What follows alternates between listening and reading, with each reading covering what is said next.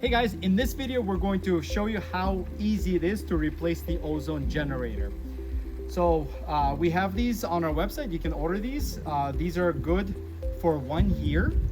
And this ozone generator is mounted by 2 screws right here.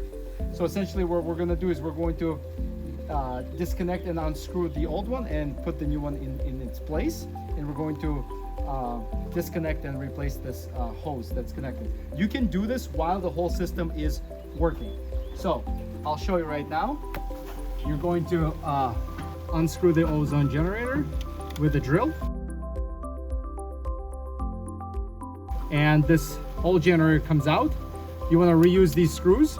So take out the screws, disconnect this hose from the old ozone generator, feed the power back through. Okay, and now we just remove the old ozone generator. And to put the new one, you repeat the steps backwards by connecting the tube to the ozone generator and mounting it with 2 screws.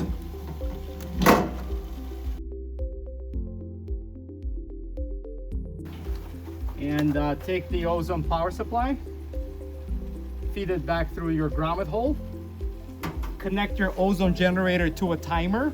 So thank you for watching.